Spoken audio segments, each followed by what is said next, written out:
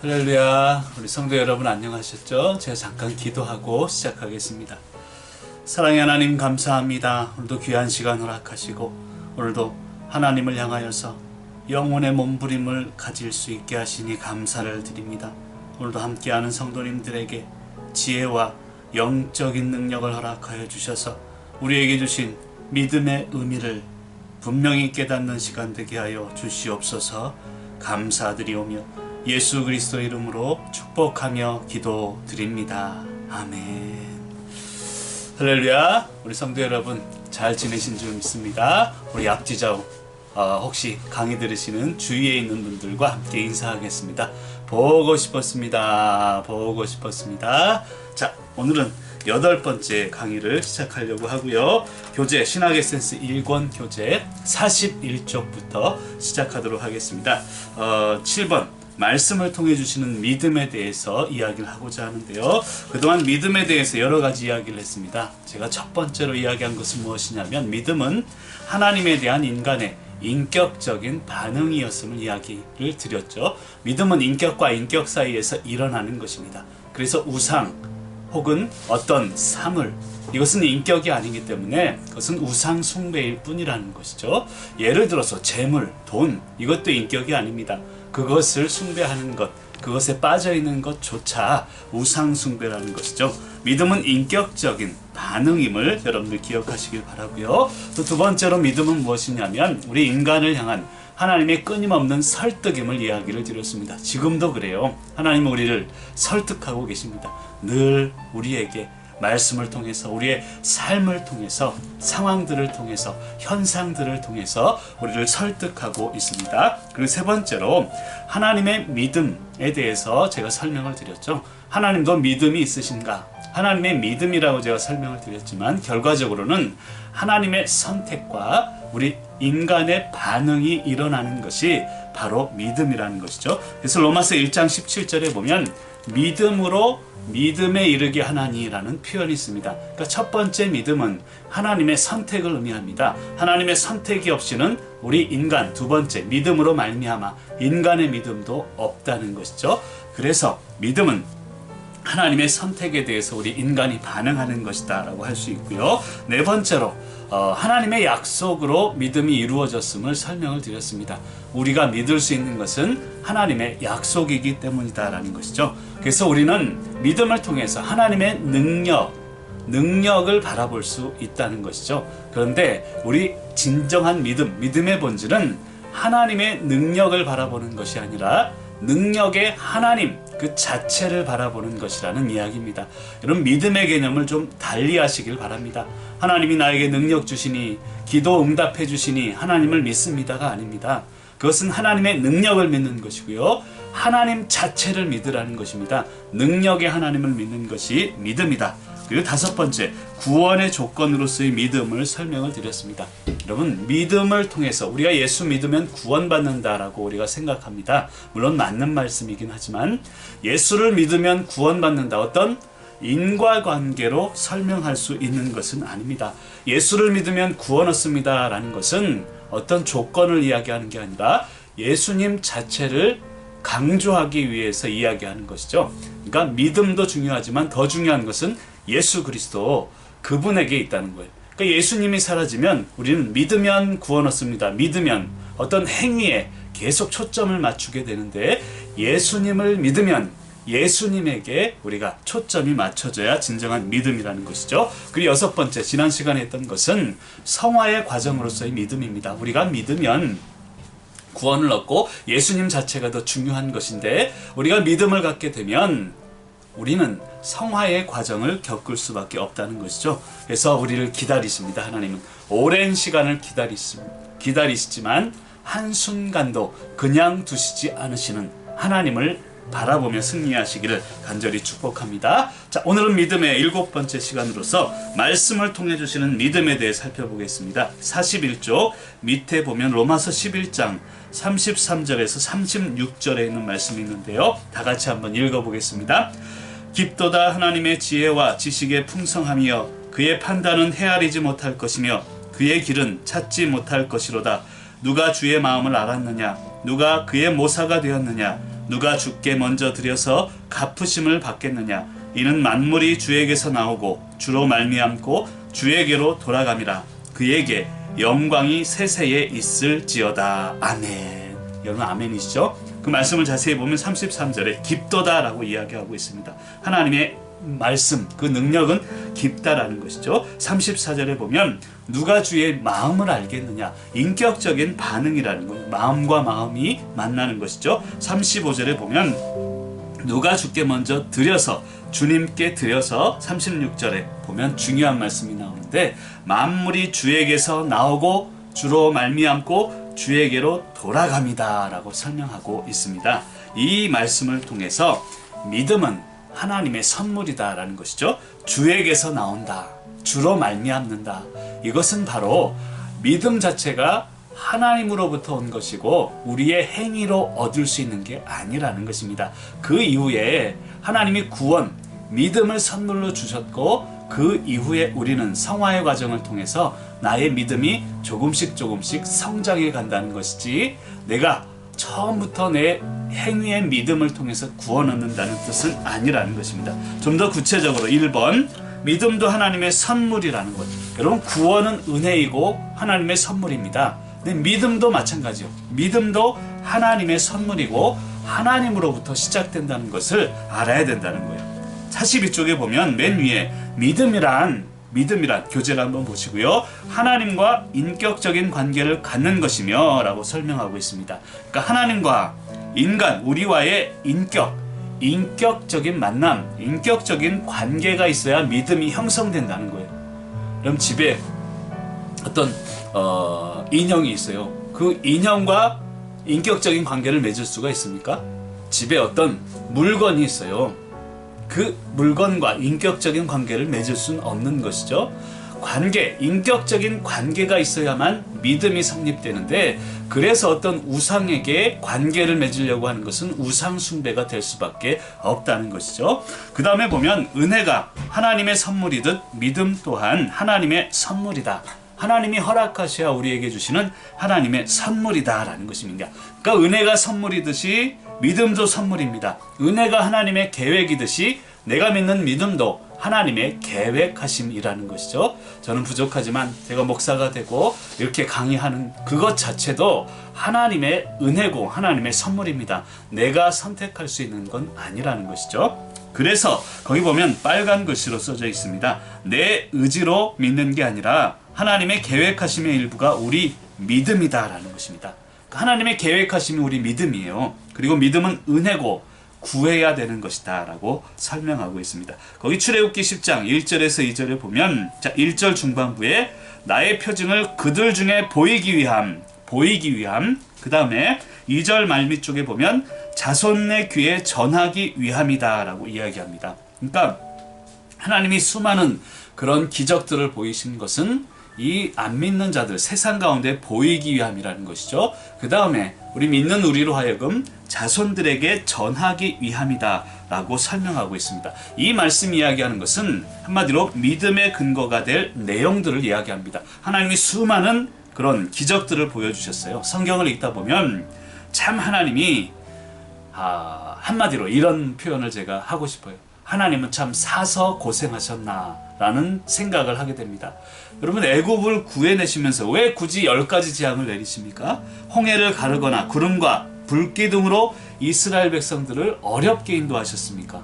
전능하신 하나님께서 그냥 이스라엘 백성을 꺼내주시면 될 텐데 단숨에 구해오면 일이 쉬울 텐데 왜 하나님은 사서 고생하셨을까라는 생각을 고민을 해보게 된다는 것이죠. 굳이 많은 시간과 많은 어려움과 고난을 통해서 이스라엘 백성을 꺼내야 할까라는 그런 고민이 우리에게 필요하다는 것입니다. 근데 중요한 게 있는데요. 하나님이 원하시는 것이 이스라엘을 애굽에서 구해내는 데 있지 않아요. 물론 오해하지 마시기 바라요. 그것도 하나님의 계획하심의 일부지만 하나님이 원하시는 것은 애굽에서 단순히 꺼내는 것을 원하는 게 아니라 그것보다 애굽에서 꺼내는 그 과정을 통해서 하나님이 어떤 분이신가를 나타내려고 한다는 것이죠. 다시 설명드리겠습니다. 하나님이 출애굽 사건을 통해서 원하시는 것은 단순히 이스라엘 백성들에게 자유를 주기 위함이 아니라 그보다 더 원하시는 것은 그 과정을 통해서 하나님이 어떤 분이신가, 하나님은 이런 분이시다라는 것을 이스라엘 백성들에게 시간을 두고 체험하게 하셨다는 것이죠. 그래서 이 출애굽 과정은 그 결과만을 보아서는 안 됩니다. 야, 출애굽하면서 자유를 주셨으니까 감사하다. 이 마음도 중요하지만 더 중요한 것은 야, 출애굽의 과정을 통해서 하나님이 이런 분이시구나.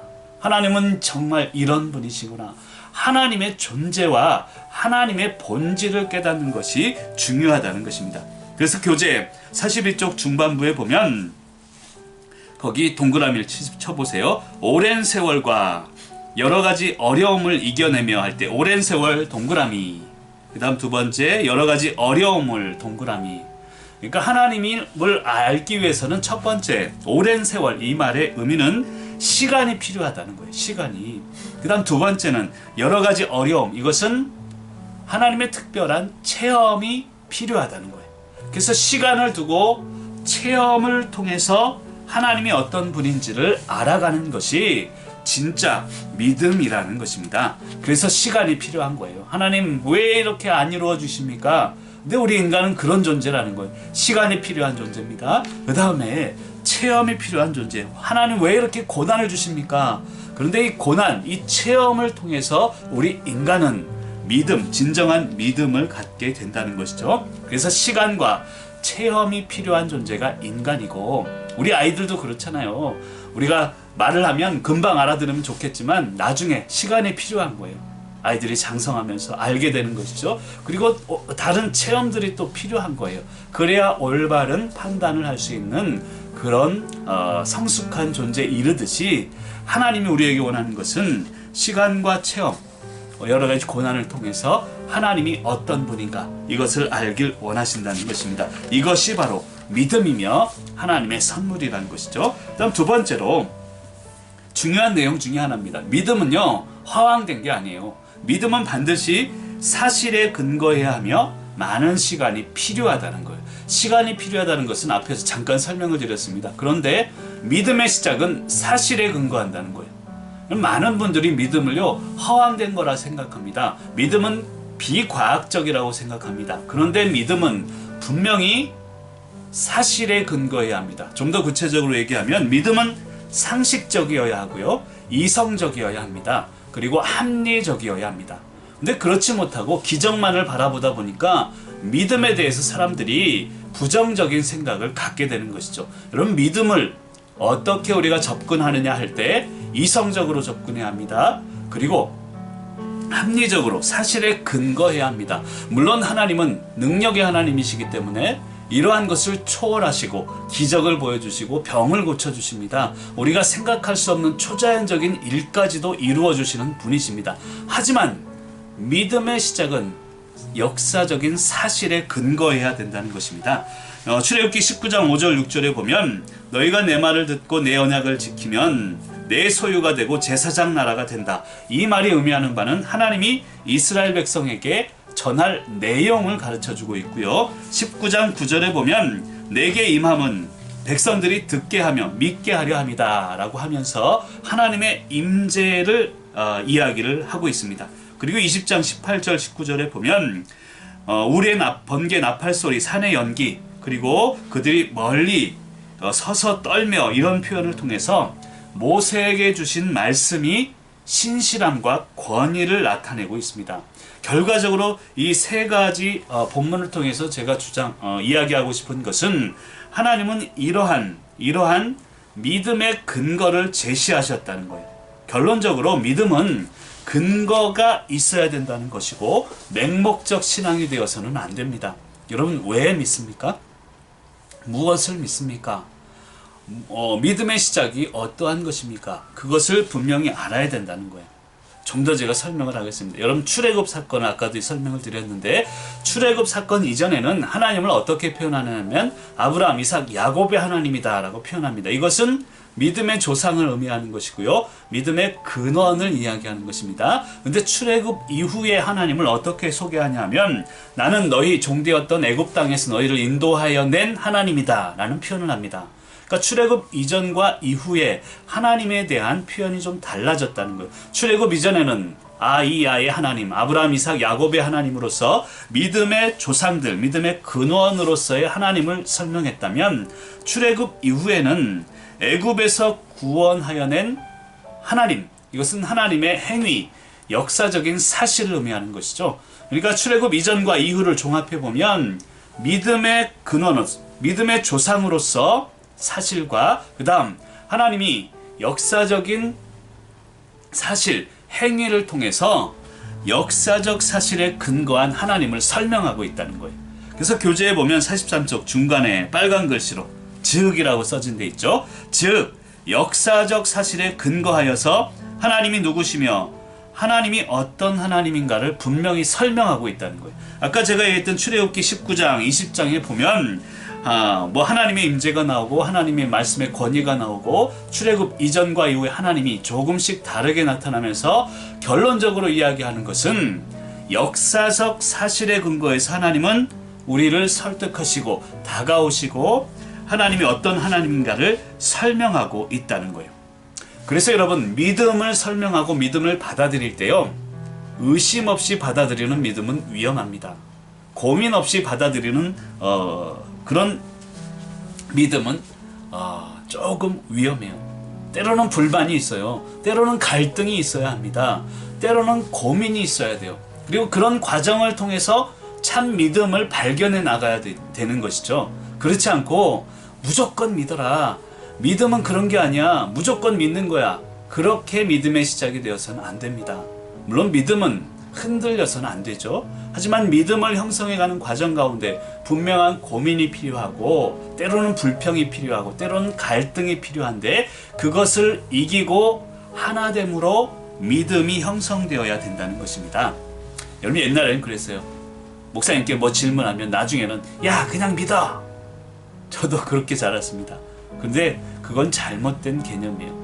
믿음은요, 어떤 고민을 통해서 형성되는 것이기 때문입니다.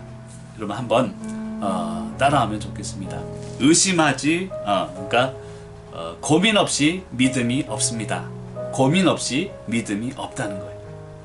물론 여러분 오해하지 마세요. 의심하라는 게 아니에요. 성경을 볼 때마다 그냥 의심하고 불평하고 그런 얘기가 아닙니다.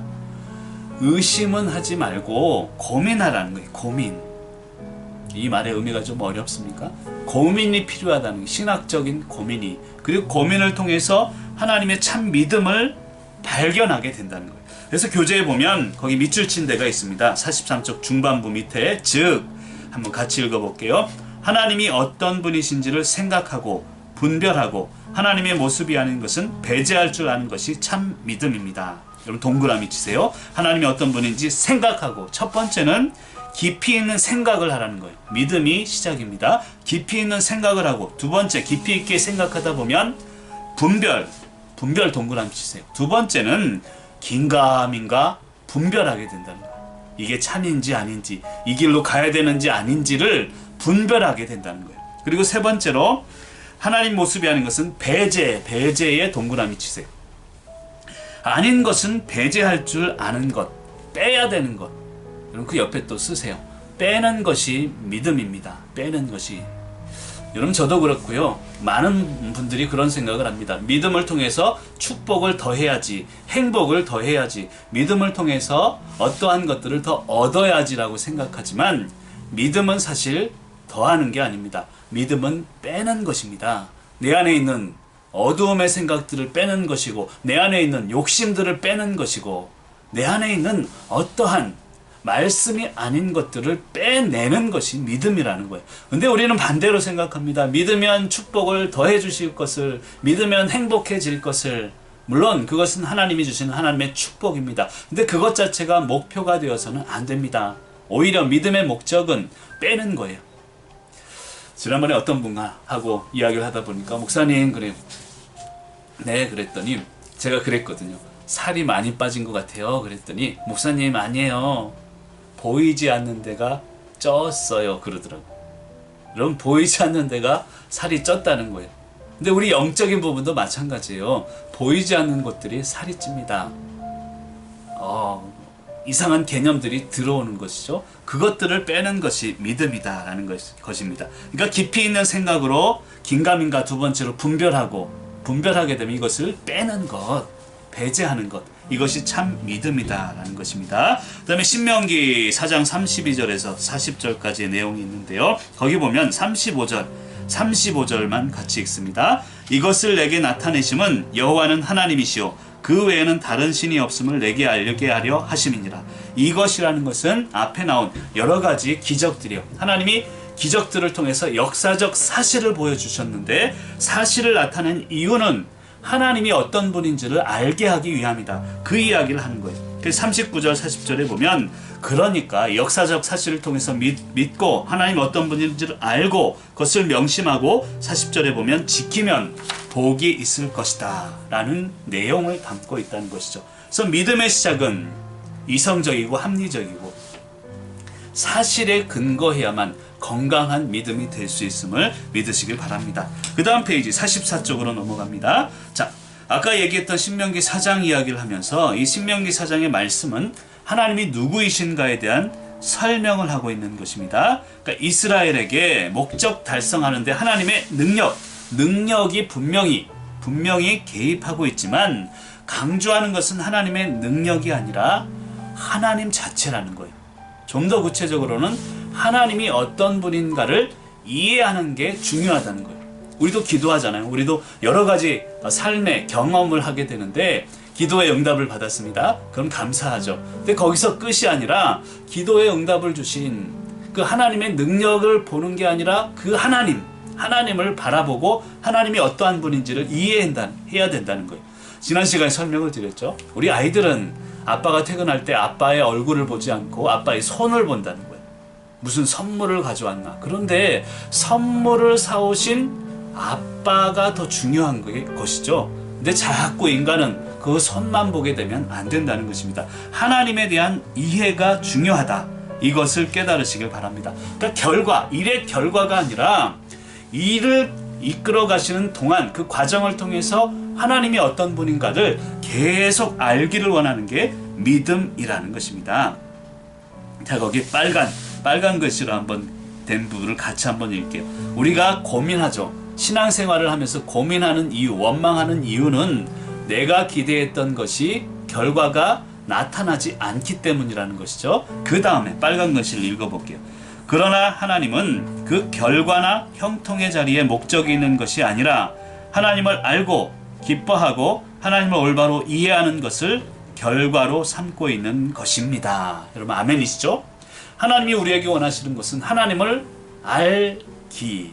하나님을 알아야 되잖아. 하나님 알기 뭐냐면 알고 기뻐하기.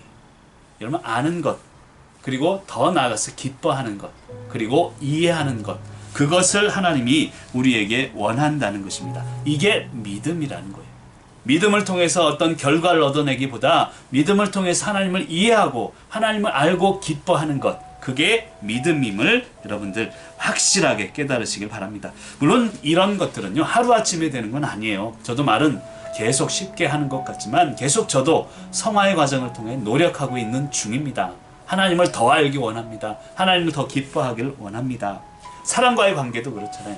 사람과의 관계가 계속 깊어지기 위해서는 시간이 필요해요. 오늘도 만나고 내일도 만나고 얘기해보고 즐거운 일도 고통스러운 일도 나누다 보면 그 사람과의 관계가 깊어지게 됩니다. 나중에는 말하지 않아도 통하는 관계가 되죠. 하물며 사람과의 관계도 이런데 하나님과의 관계는요 더 많은 시간이 필요하다는 거예요. 더 많은 체험이 고통이 더 많은 과정이 필요하다는 것을 여러분들 아시길 바랍니다. 자, 신명기 8장 1절에서 4절의 내용이 쭉 있는데요. 신명기 8장에서 이야기하는 것은 자, 광야 40년의 생활의 목적을 이야기하는 것입니다. 광야 길을 걷게 하신 목적, 만나를 주신 목적은 자, 3절 중반부부터 보면 사람이 떡으로만 사는 것이 아니요 여호와의 입에서 나오는 모든 말씀으로 사는 줄을 내가 알게 하려 하십니다 라고 표현합니다.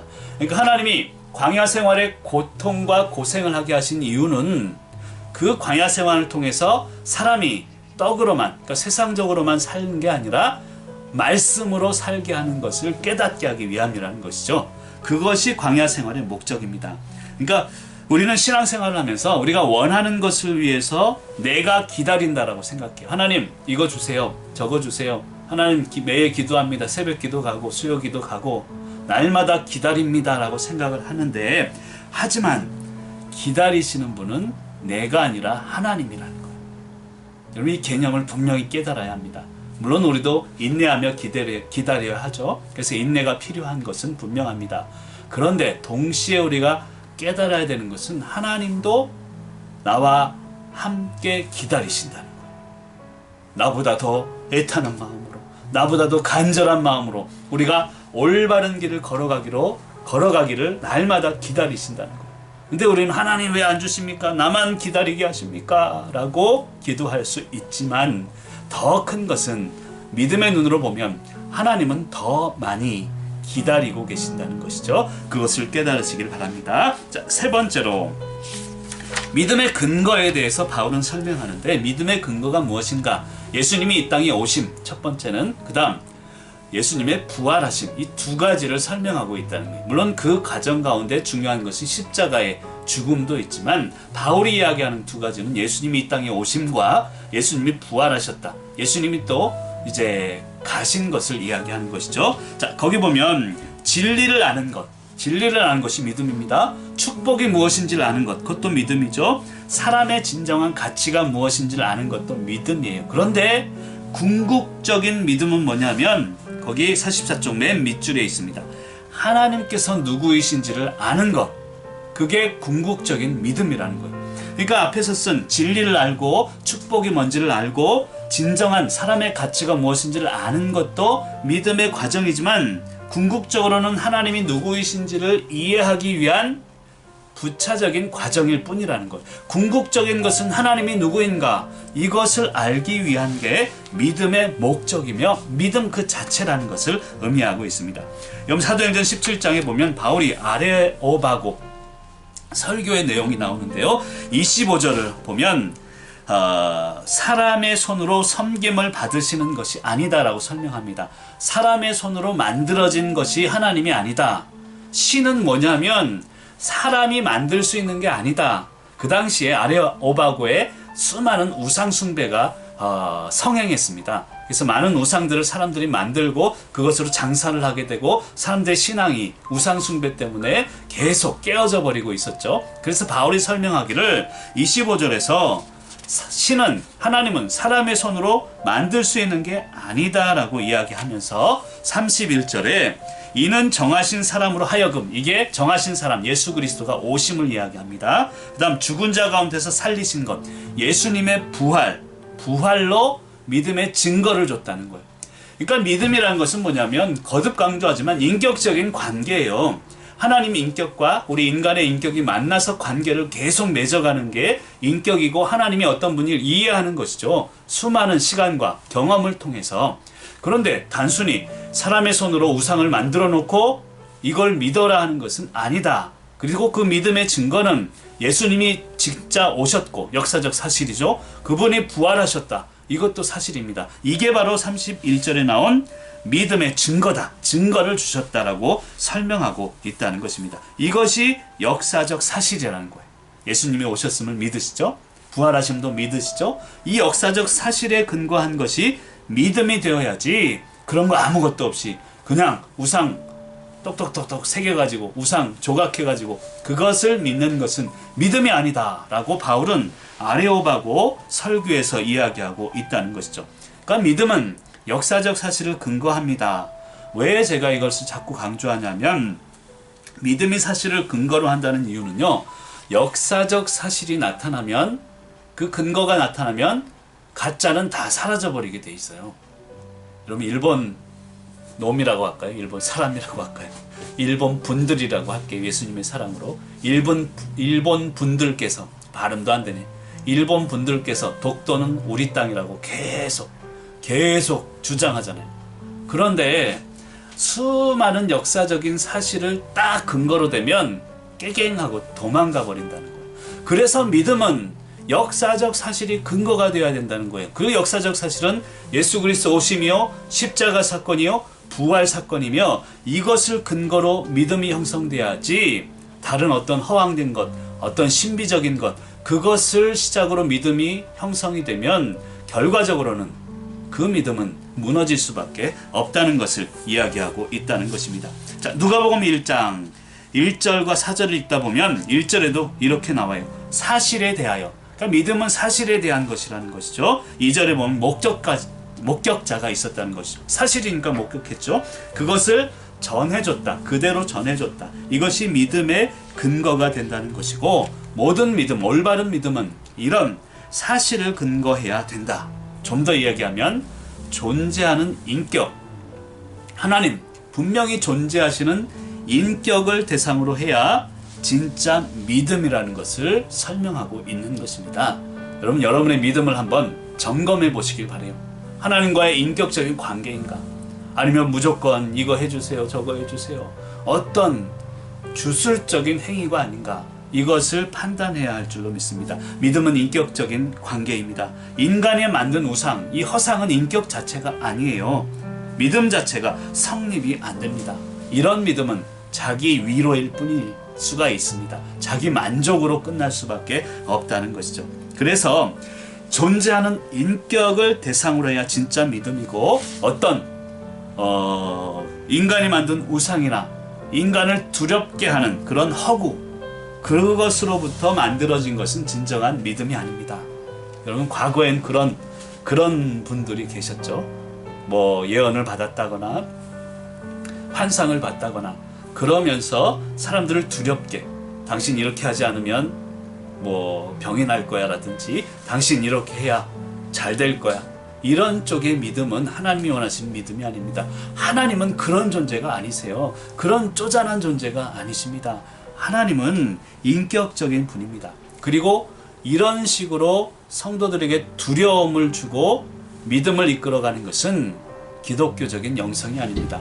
그러면 기독교적인 영성은 두려움에 있지 않습니다. 디모데후서 1장 7절에 보면 하나님이 우리에게 주신 것은 두려워하는 마음이 아니요 오직 능력과 사랑과 절제하는 마음이니. 여러분, 두려움은요 하나님 주신 마음이 아니에요. 분명히 이야기합니다. 그것은 내 스스로 만든 감정일 뿐이고요, 사단이 부어준 그런 감정일 수 있다는 거예요. 그럼 두려움은 물러갈지어다, 걱정 근심 물러갈지어다. 밤새면서 걱정하지 마세요. 하나님께서 우리를 책임지십니다. 이 믿음으로 승리하시기를 간절히 소망합니다. 다음 페이지 46쪽으로 가면 네 번째입니다. 네 번째, 믿음은 같이 읽어볼까요? 4번, 믿음은 내가 만들 수 있는 것이 아니라 하나님이 우리를 찾아오셔야 가능한 것입니다. 그럼 믿음은 나 스스로 만들 수 있는 게 아닙니다. 물론 믿음을 위해서, 성화를 위해서 늘 노력하고 오늘도 정진하고 오늘도 기도하고 나아가야 합니다. 노력은 필요하지만 하나님이 우리를 찾아오시는 것이 믿음이라는 거예요. 자, 창세기 22장 보면 아브라함이 이삭을 바치는 장면이 나옵니다. 근데 이 장면을 볼 때 우리는 쉽게 그러니까 하나님이 아브라함의 믿음을 시험하고 있다라고 생각을 합니다. 물론 그렇게 해석을 할 수 있지만 반대로 생각한다면요, 이것은 하나님이 아브라함을 시험하는 게 아니라, 잘 들어보세요, 하나님이 아브라함을 시험하는 게 아니라 거꾸로 하나님께서 아브라함을 얼마나 신뢰하는가, 이것을 나타낸다는 거예요. 여러분, 이 본문을 생각할 때 저는 하나님이 어떻게 이삭, 그것도 어떻게 주신 100세에 주신 아들을 제물처럼 바치라고 할까? 여러분, 인신제물은요 그 당시에 우상들이 드리는 제물이었습니다. 제사였습니다. 그렇다면 하나님이 우상제사법으로 아브라함에게 제사를 드리라고 했을까요? 절대 아닙니다. 하나님은 어떤 인간을 제물로 바치게 하는 분이 아니세요. 근데 이 창세기 20장의 본문을 통해서 깨달아야 되는 것은 그만큼 아브라함을 하나님이 신뢰하고 있었다라는 것을 나타내기 위함이라는 거예요. 무슨 말이냐 하면요, 여러분, 그럴 때 있잖아요. 내가 신뢰하는 사람이 있어요. 정말 신뢰하는 사람이 있다면 이 사람을 다른 사람에게 소개할 때 이 사람은 제가 눈이라도 빼서 줘도 아깝지 않을 사람입니다. 그 말은 뭡니까? 눈 빼겠다는 얘기예요? 아니죠. 그만큼 신뢰한다는 거예요. 하나님도 마찬가지. 아브라함에게 정말 이 이삭을 바칠 만큼 그런 믿음이 있음을 신뢰했기 때문에 그 이야기를 했다는 거예요. 그렇게 하겠다는 얘기가 아니라. 교재를 보면서 좀 더 설명하겠습니다. 그러니까 창세기 22장의 사건은 하나님이 아브라함의 믿음을 시험하는 장면이 아니라 아브라함이 거꾸로 하나님에 대해서 얼마나 큰 믿음을 가지고 있는가, 신뢰하고 있는가를 나타내는 중요한 장면이라는 거예요. 아까도 얘기했지만 100세 얻은 아들을, 그것도 인간을 제사로 바치는 우상 제사법으로 하나님은 제사를 받으실 분이 절대 아니십니다. 그래서 우리는 생각할 때 하나님 너무해 이렇게 생각할 수 있지만 반대라는 거예요. 하나님은 너무해가 아니라 하나님은 그럴 정도로 신실해요. 따라하겠습니다. 하나님은 너무해가 아니라 하나님은 신실해. 하나님 너무해 아니에요. 살다 보면 그렇잖아요. 하나님 너무합니다가 이 속에서 막 원통함으로 기도할 때가 있지만 그 기도를 바꿔야 돼요. 하나님 신실하십니다. 이것이 진정한 믿음이라는 것을 아시기를 바랍니다. 그래서 하나님을 얼마나 신뢰하고 사랑하는지 아브라함의 마음을 표현하고 있는 장면일 뿐입니다. 하나님 신실하십니다. 아브라함이 하나님을 얼마나 사랑하는지 이삭을 바칠 만큼 사랑합니다. 그만큼 하나님은 신실하십니다. 이것을 나타내는 장면입니다. 그런데 이 창세기 22장까지 이르기까지가 중요해요. 창세기 12장에서 21장까지 내용을 살펴보면 수많은 과정을 겪습니다. 가나안 땅으로 들어가죠. 그리고 기근이 들었을 때 애굽으로 또 피난하기도 합니다. 이게 불신의 과정이죠. 사랑하는 아내를 누이라고 속이는 이 아브라함의, 저는 남자로서 그냥 그 본문 읽을 때마다 창피해 죽겠어요. 어떻게 아내를 누나라고 속이면서까지 자기 혼자 살려고. 여러분 그런 남편이 되지 않기를 기도하시길 바랍니다. 그런 때도 있었고 하갈에서 이스마엘을 낳죠. 이것은 불신의 절정입니다. 그리고 나서 100세가 되어서 이삭을 비로소 얻게 되죠. 여기서 우리가 깨달아야 되는 것은 믿음의 과정은요, 여러 가지 험난한 과정이 필요하다는 거예요. 올랐다가 내렸다가 신실했다가 또 원망했다가 절망에 빠졌다가 기뻤다가 이런 과정들을 겪어서 일어나는 것이 바로 믿음이다라는 것입니다. 그런 의미에서 보면 우리의 물론 노력은 필요하지만 노력만으로 될 수 있는 게 아닙니다. 믿음은 하나님이 분명히 우리를 찾아오셔야 완성할 수 있다는 것이죠. 그래서 46쪽 밑에 보면 하나님은 먼저 채우시고 그러니까 선구원이라는 거예요. 먼저 구원해 주시고 그 다음에 믿음을 요구하십니다. 후 믿음이에요. 선구원 후 믿음. 이상하다. 예수 믿으면 구원 얻는다 그랬는데 믿음이 선이고 구원이 후 아닌가? 그러면 또 설명을 합니다. 물론 그 말이 제가 부정하는 게 아니에요. 믿음을 통해서 구원 얻는다. 이것은 맞는 말이지만 100% 맞는 건 아니라는 거예요. 왜냐하면 하나님이 먼저 구원이란 선물을 주셨기 때문이에요. 그게 선구원. 하나님이 선택하셨고 우리 인간은 반응했고 그 다음에 우리 인간의 믿음이 생겨나기 시작합니다. 다시 설명을 드리면 내 믿음으로 구원을 얻었다면요, 내 행위라는 믿음을 통해서 구원 얻었다는 얘기가 됩니다. 그래서 행위로 구원을 얻을 수 없기 때문에 먼저 하나님이 구원의 선물을 주셨고 그 이후에 우리는 그것을 채워가시는 거예요. 여러분 이것을 잘 이해하시길 바랍니다. 그래서 하나님은 우리에게 하나님을 먼저 보여주십니다. 설명해 주십니다. 그리고 우리가 알지 못하는 것, 그리고 우리가 성급한 것, 게으른 것, 이런 것들과 계속 하나님은 싸우시는 거예요. 싸우시는 거예요. 지금도 계속 설득하시면서 우리를 만들어 가시는 거예요. 그러니까 먼저 구원을 주시고 구원에 맞는 존재로 계속 만들어 가십니다. 그게 하나님의 놀라운 사랑입니다. 그러니까 기회를 주시고 확인하게 하시죠. 그래서 아브라함의 믿음이 그런 믿음이었다는 거예요. 비록 이삭을 100세에 바칠 때까지 여러 가지 고난이 있었고 불신이 있었지만 그 과정을 통해서 하나님 계속 아브라함과 싸우십니다. 그러면 안 돼. 자꾸 이끌어 오십니다. 그리고 결과적으로 하나님이 완성하는 것이 진정한 믿음이라는 거예요. 여러분 하나님이 개입하지 않았다면요, 아브라함도 이삭을 바칠 수 있는 믿음에 이르렀을까요? 아마 중간에 포기했을지도 모르고 중간에 무너졌을 것입니다. 하나님이 분명히 우리를 이끌고 있기 때문에 우린 믿음만으로는 안 돼요.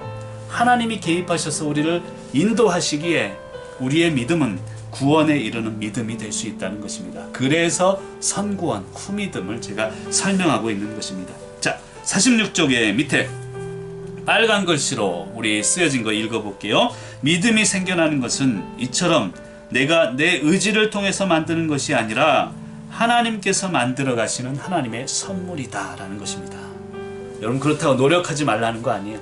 믿음을 위해서 계속 노력해야 합니다. 계속 싸워야 합니다. 그 과정에 하나님이 개입하시고 하나님이 우리를 이끌어 가십니다. 그것이 로마 11장 33절에 나온 깊은 하나님의 지혜와 지식이다라는 것이죠. 그 다음 47쪽이 하고 있습니다. 로마 11장 33절 36절에 보면 34절에 누가 주의 마음을 알겠느냐, 그의 모사가 되었느냐, 35절 주께 먼저 드려서 주님 주님 주님, 그리고 36절에 만물이 주에게서 주로 주에게로, 이것은 바로 믿음이 하나님으로부터 나왔다는 것을 이야기하고 있습니다.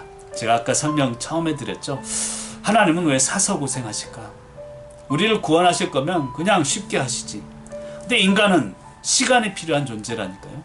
두 번째로 체험이 필요한 존재입니다. 때로는 고난과 때로는 기쁨과 이것이 계속 일어나면서 관계가 이루어지는 것이죠. 사람과의 관계도 그렇잖아요. 그냥 한눈에 딱 통하는 관계는 없습니다. 때로는 힘들고 때로는 약속을 어기기도 하고 싸우기도 하고, 그러면서 진정한 우정, 관계가 생겨나듯이 하나님과의 관계, 믿음도 그렇다는 것입니다. 한마디로 하나님은 사서 고생했다라고 표현했지만 그것을 우리는 알 수 없습니다. 그런데 중요한 것은 그 빨간 글씨, 하나님의 사서 고생하심으로, 그 희생으로, 그 기다리심으로 우리 모두가 이 자리에 살아갈 수 있다는 것입니다. 아까 배경음악에 찬양이 나오던데요. 예수 때문에 살아가고 예수 때문에 행복하고 예수 때문에 의롭고 예수 때문에, 오늘 목소리가 잘 안 나오네요. 예수 때문에, 그분으로 인해서 우리가 살아갈 수 있음을 믿으시기를 바랍니다. 자, 이제 결론을 내리고자 합니다. 자, 하나님은 우리 인생의 모든 일을 행하십니다. 믿음도 마찬가지예요. 믿음에 대해서도 하나님이 개입하셔서 우리가 믿을 수 있다는 거예요. 죽을 수밖에 없는 우리를 살려주신 하나님의 그 놀라운 섭리, 믿을 수 없는 우리의 영혼 깊은 곳에 믿음 또한 주시는 것이 하나님의 섭리라는 것입니다. 그래서 교재에 보면 우리 영혼 깊은 곳에 하나님을 아는 것과 하나님을 아는 것은 알미라고 할 수 있죠. 그 다음에 하나님에 대한 항복을 기초로 이것은 삶이라고 할 수 있습니다. 그러니까 믿음은 그런 거예요. 암과 삶의 간격을 계속 줄여가는 거예요. 아는 것은 여기 있습니다. 이렇게 살아야 되지만 사는 것은 밑바닥이에요. 그럼 이 간격을 계속 줄여가는 것이죠. 그리고 결과적으로 하나님의 이끄심을 통해서, 하나님의 능력을 통해서 우리가 일치된다면 그것이 하나님이 바라시는 하나님의 능력인 줄 믿습니다. 이것이 바로 믿음이라는 것이고요. 자, 하나님은 이미 동그라미 치세요. 우리는 왜 아직 안 주십니까? 라고 기도하죠. 우리는 아직인데 하나님은 이미라는 거예요. 그럼 이미 주셨습니다. 돌아보세요. 이미 하셨습니다. 이미 이루셨습니다. 이것이 진정한 믿음입니다. 오늘 제가 결론을 내리면서 이런 말씀을 드리려고 해요. 믿음은 아직이 아니라 이미입니다. 아직 이루어지지 않은 것이 아니라 이미 이루셨습니다. 잘 돌아보세요.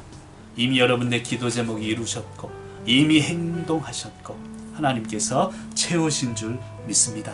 이런 믿음으로 승리하시는 귀한 성도님들이 되시기를 간절히 축복합니다. 자, 제가 기도하고 오늘 강의를 마치겠습니다. 사랑의 하나님, 감사드립니다. 오늘도 믿음에 대해서, 또 말씀을 통한 믿음에 대해서 여러 가지 이야기들을 나누며 귀한 것들을 깨닫게 하심을 감사드립니다. 믿음 또한 내 의지로 되는 것이 아님을 주님 깨닫게 하셨으니 하나님의 개입하심, 우리 성령님의 개입하심을 오늘도 기도합니다. 때로는 아직 이루어지지 않았음을 원망하기도 하였지만 이미 이루셨음을 믿사오니 우리 사랑하는 성도님들의 모든 삶 가운데 아직의 믿음이 아니라 이미의 믿음으로 승리할 수 있도록 역사하여 주시옵소서. 감사드리오며 예수 그리스도의 이름으로 축복하며 기도드립니다. 아멘. 네, 수고하셨습니다. 우리 한 주간의 기도의 제목들 놓고 계속 기도하시기를 부탁을 드리고요. 다음 주에는 47쪽에서 50쪽까지 있는 내용, 8번에 있는 내용, 은혜인 동시에 책임인으로서의 믿음에 대해서 살펴보도록 하겠습니다. 해석해서 믿음을 깨닫는 시간이 되시길 바라고요. 늘 건강하시고 다음 주에 뵙겠습니다. 샬롬.